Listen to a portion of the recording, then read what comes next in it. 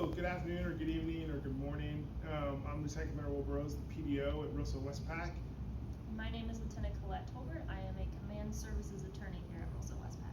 And we're here to talk to you for the LNPDT for Detachment for Cause, courtesy of Ellen Long. So, we're going to start really on slide 3. For me, as a SJA, one of the more important things when it comes to Detachment for Cause is starting with the right references. And the first two references, the two military man sections, 1611, you always want to pull those straight from the website, make sure you have the most accurate or up-to-date version, because for Detachment for Cause and officer misconduct, those are going to be your checklist, and it's really going to lay out everything that you need to know. So if you're independent duty LN, you know you can have the 90% solution with those two documents printed out or on your desktop. You have the BUPERS instructions and the JAGMAN. All that's going to be available online if you happen to be deployed. Those are all very easy things to print out the key sections or download them onto a disk and take with you if you're deployed. Something else that's important that's contained on this slide is the point of contact, and that being PERS. If there's any questions that you don't know the answer to, or if you need any help with that process, PERS is definitely your point of contact. And indeed, PERS is a required notice prior to initiating any DFC paperwork. So I always email PERS whenever I have questions, so you should feel free to contact them if you are going through or walking your CO through the DFC process and any questions come up that you can't answer just based off these references.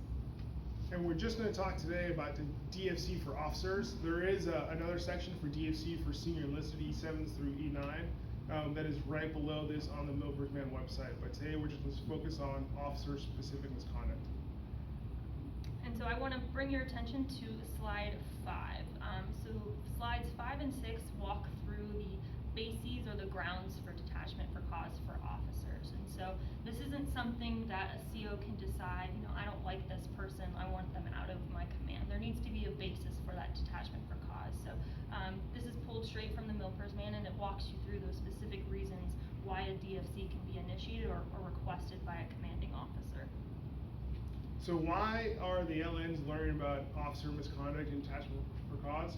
Well, you have a lot of independent duty LNs and you have a lot of LNs who are on SJA staffs. But you also have LNs in the DSOs who are going to be able to kind of sharpshoot anything we do wrong as the SJAs or the independent duty legal men. And it's really important that every time you look at a DFC package or letter that you start with the references and actually step by step and look to see, did the CO do everything correctly? As the SJA or the LN providing advice to the CO, you want to slow down. And I think the most important thing is, no matter what the officer did, you have time to get the DFC paperwork correct, and that's really important. And like Lieutenant Tolbert said, the first step is probably notifying PERS and then starting the paperwork. And PERS will do a great job of helping you, but don't be afraid to reach out to your ISIC chain of command or the next SJA up the chain of command to make sure you do it right.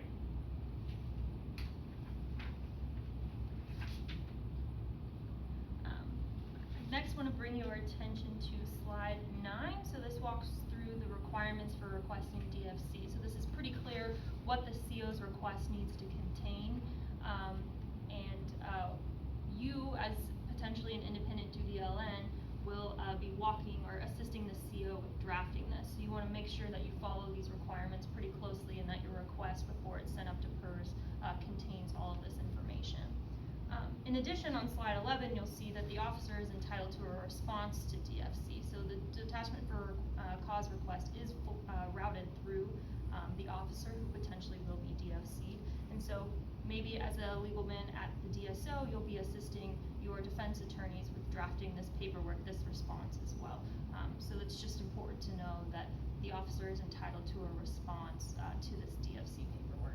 And for the DSO LNs, it's always important, this is a pretty emotional time for the officer, right? The Navy's saying you're not worthy of doing whatever your job was, and we want to get rid of you so we can get a replacement in, right? Because the actual so what of a detachment for cause is it frees up that billet for the command to get a new officer in on orders, and allows that officer to either return early or detach from PCS early. It's important that in the officer's response, it's facts, not emotions. Right, he or she might be super fired up and want to say, well, the command never did this, but you need to make sure that it's a factual response, because that will travel with the package all the way through PERS to the Pentagon sometimes. And then, the one thing that you may not know is, right, so if an officer's record is flagged and it creates the misconduct flag or the DFC flag, that folder of that officer may actually make it all the way up to the 3-star JAG, and they're gonna ask who was the SJ who did the initial advice, and they're gonna read the letters. So you might not realize, but the stuff you work on today in 2 years, when it makes its way to the Pentagon, or a year, may still be reviewed by the 2-star and 3-star JAGs in the Navy. It's important. So the last thing I think we're going to talk about off the slides is slide 12, when DFCs are not appropriate, and that's really talks about speaking truth to your commander or truth to your clients. Just because they want to DFC someone, it may not be the right answer.